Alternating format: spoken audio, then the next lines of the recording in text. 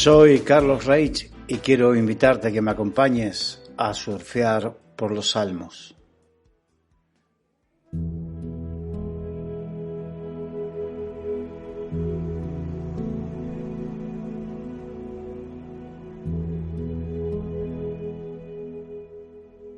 Nos encontramos en estos días estudiando el Salmo 18 y hoy vamos a ir al versículo 28 en adelante, donde el rey David, en su descripción de lo que hace Dios, le dice a Dios: tú encenderás mi lámpara, Jehová mi Dios alumbrará mis tinieblas. La Biblia nos enseña que los ojos son la lámpara del cuerpo, pero también nos enseña que el lámpara es a mis pies, tu palabra. Y la lámpara es aquello que nos ayuda a ver, nos ayuda a poder ver el camino, a poder ver las cosas. Cuando dice tú encenderás mi lámpara, es que precisamente el Señor enciende aquello que nos ayuda a ver. La palabra nos ayuda a ver el camino. La palabra es lumbrera, es aquello que ilumina. Es como cuando dice lámpara, nosotros hoy en día diríamos linterna. Es lo mismo. Es la misma expresión, es el mismo significado, tener algo que te alumbre para que tus pies no tropiecen. Y eso es lo que Dios enciende. Pero hay un significado más profundo y tiene que ver con la vida. Tú encenderás mi lámpara, significa tú encenderás mi vida. Y para que nos demos cuenta, como en la antigüedad se entendía como la lámpara, la luz de la vida. Cuando murió David, decían que se apagó la lámpara de Israel. Estamos hablando de que nuestra vida ilumina y nuestra vida tiene luz, la luz de la vida. La luz que viene por medio de Jesucristo, que ilumina nuestras vidas y que a su vez con esa luz iluminamos a otros, porque también la Biblia nos dice que la lámpara se enciende no para ponerla debajo de la cama, sino para ponerla en alto. Y habla como la vida de aquellos que fuimos iluminados por la luz verdadera que es Jesucristo. Fuimos llamados para ser puestos en alto, no para ser exaltados, sino para con esa luz alumbrar al prójimo. Y el propósito de la Iglesia, el propósito de Dios para tu vida y para la mía, es que podamos alumbrar en este mundo. Una lámpara se enciende cuando hay tinieblas, y precisamente en este mundo que está lleno de tinieblas, Dios quiere que tú y yo estemos encendidos por su palabra, por su espíritu, por su amor. Estemos encendidos para precisamente alumbrar en este mundo de tinieblas. Muchas veces nos quejamos y nos quejamos con razón. No voy a decir que nos quejemos sin razón, de que el mundo está cada vez peor, está cada vez más en tinieblas, pero precisamente tú y yo fuimos llamados para alumbrar en medio de esas tinieblas, para hacer luz, de tal manera que en la misma frase hace dos comparativas. Habla de las tinieblas y habla de la sal. Y si la sal no sala, o sea, no cumple con su función de salar, para nada sirve.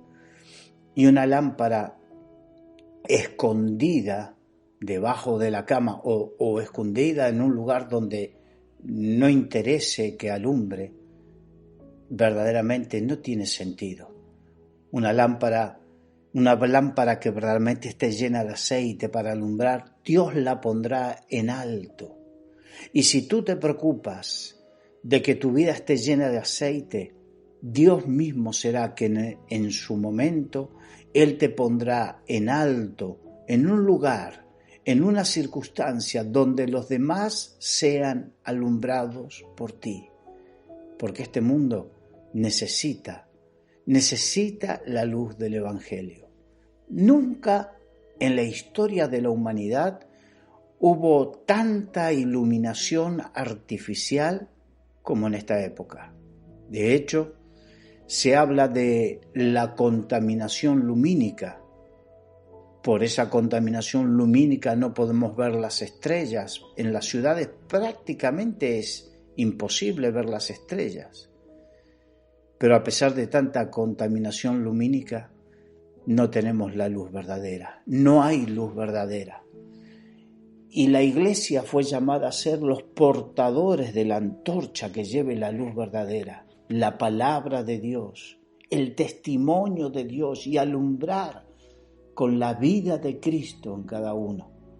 Por lo tanto, si tú te preocupas, si yo me preocupo en estar llenos del Señor, en buscarle a Él, te puedo asegurar que Dios te pondrá en el lugar adecuado para que tú puedas alumbrar a otros con esa luz. Y sigue diciendo, porque en la primera parte de ese versículo es: tú encenderás mi lámpara, Jehová mi Dios alumbrará mis tinieblas. Una de las cosas que hace la luz es que nos alumbra nuestras tinieblas. Antes de alumbrar las tinieblas de otros, Dios quiere que no andemos nosotros en tinieblas. ¿Por qué? Porque un ciego no puede guiar a otro ciego, sino los dos caerán en el hoyo. Y antes de que Dios te ponga a alumbrar a otros, antes que Dios me ponga a alumbrar a otros, Él quiere alumbrar mi corazón. Quiere alumbrar mi mente y mi corazón de manera que puedan ser disipadas las tinieblas que vienen a través de malos pensamientos, que vienen a través de malos deseos, que vienen a través de cosas que verdaderamente no provienen del Espíritu de Dios. ¿Y cómo me alumbra el Señor? Básicamente y principalmente, primeramente a través de su palabra. Y también nos alumbra a través de otros que con su sabiduría, con la sabiduría que Dios le da y con el testimonio que Dios le da, nos hablan, nos muestran. Recordemos que la Biblia dice que en la multitud de consejeros está la sabiduría. Y hay sabiduría que Dios la manifiesta a través de otros. Yo sé que muchas veces nos gustaría y pensamos que Dios y yo es suficiente. No. Dios nos hace interdependientes los unos de los otros. Por eso también necesitamos el sabio consejo que viene de parte de Dios a través de otros. Y si no, mira la vida de Moisés. Moisés, en un momento que estaba abrumado por lo que significaba liderar un pueblo de más de 500,000 de personas y que tenía que ocuparse de todos los detalles, se acercó su suegro, Yetro, y le dijo: tú morirás si sigues en esta ardua tarea. Y le dijo que levante personas, que ponga personas que hagan determinada obra y que los asuntos menores los lleven ellos, los traten ellos, y que a Moisés vayan los asuntos mayores. Así hizo, y así pudo resolver Moisés un problema. Hubo sabiduría de parte de Dios, no directamente a Moisés. Mira que a Moisés Dios le reveló los 10 mandamientos. Dios le reveló la construcción del tabernáculo y cómo hacer las cosas. Le reveló montones de cosas. Pero precisamente eso necesitó la ayuda de otra persona. Eso es lo que nos muestra cómo somos interdependientes y que si Dios pudo hablarle a un profeta como Balaam a través de una burra, bien puede hablarnos a ti y a mí a través de otro hermano e iluminar las tinieblas que pueda haber en nuestra mente y en nuestro corazón.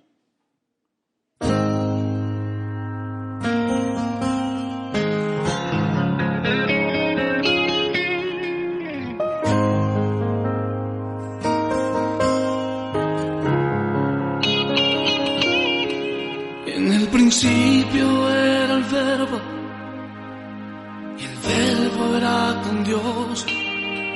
Por su palabra fueron creadas, en él todas las cosas, y en él estaba la vida y la resurrección, y la vida era su luz en todos los hombres, y él es la luz de este mundo. Esa luz que resplandece en la oscuridad, y él es la luz de este mundo. Esa luz que me da la vida, me da la paz.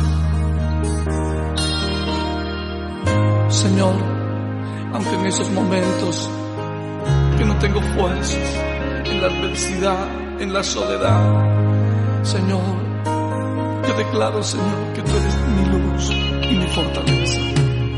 Ese Verbo se hizo carne y habitó entre nosotros, y vimos su gloria, la gloria del Padre, y a los suyos vino, pero no le recibieron, y a todos aquellos que creen los hizo hijos de Dios, y él es la luz de este mundo. Esa luz que resplandece en la oscuridad, y él es la luz de este mundo. Esa luz que me da la vida, que me da la paz.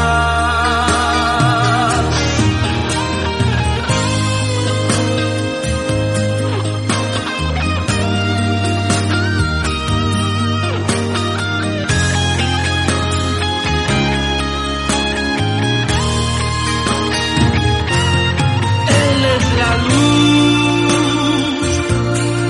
de este mundo. Esa luz que resplandece en la oscuridad. Él es la luz de este mundo. Esa luz que me da la vida, que me da la paz. Jesús es la luz de este mundo.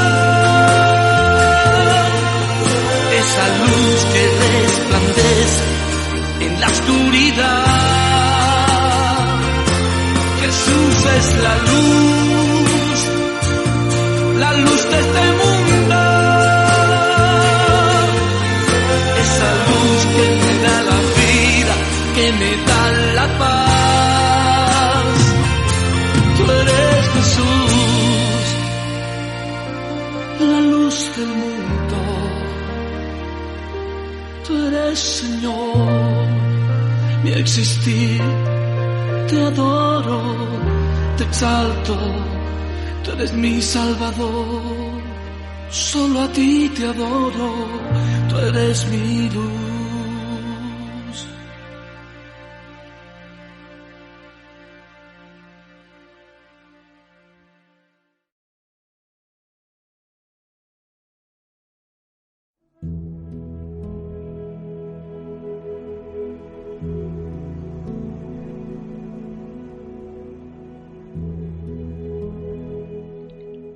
Y continuamos con el Salmo 18.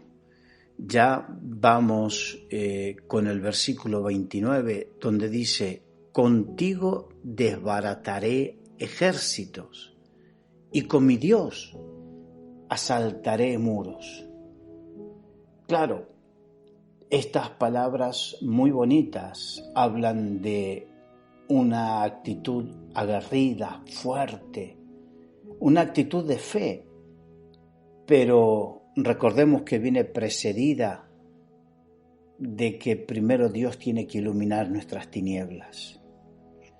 Cuando permitimos que Dios ilumine nuestras tinieblas y nos saque precisamente de esas tinieblas, de esas cosas en nuestra vida y en nuestro corazón, la fe se desarrolla en nuestras vidas y también sentiremos ese vigor espiritual y esa fe renovada de tal manera que proclamaremos: contigo desbarataré ejércitos.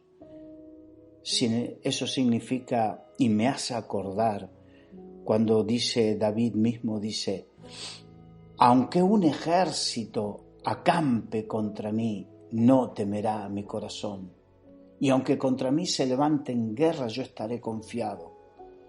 David sabía lo que significaba enfrentarse a ejércitos. Él era un rey guerrero, acostumbrado a las batallas. Quizás tú y yo no sabemos, ni siquiera hemos ido al ejército ni hecho la mili, pero sí en lo espiritual entendemos que ese ejército hoy que nos quiere atacar y que verdaderamente nos tenemos que enfrentar, no es un ejército de carne y hueso, sino como el apóstol Pablo enseñó, que nuestra lucha no es contra carne ni sangre.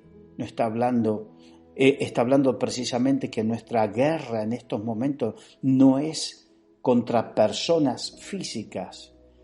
Y comienza a hablar de principados, potestades, gobernadores, huestes espirituales de maldad que están en las regiones celestes.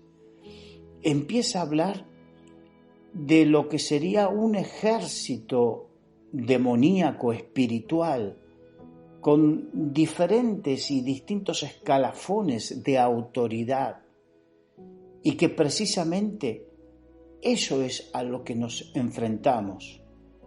Después, en otro versículo dice: porque vuestro enemigo el diablo anda como león rugiente. Eso lo dice el apóstol Pedro. Y el diablo anda como león rugiente, pero anda con su ejército de demonios buscando. Y nosotros estamos inmersos y en medio de esa guerra espiritual. Por eso dice: contigo desbarataré ejércitos. No debemos de temer, porque Dios nos dio la autoridad para enfrentarnos precisamente a esos ejércitos demoníacos. No es que tenemos la autoridad por nosotros mismos, sino que esa autoridad nos fue dada por Jesucristo, cuando primero Él recuperó esa autoridad cuando dijo: toda potestad, una vez resucitado, dijo: toda potestad me es dado en los cielos y en la tierra. Significa: todo poder y autoridad me es dado en los cielos, pero también aquí en la tierra.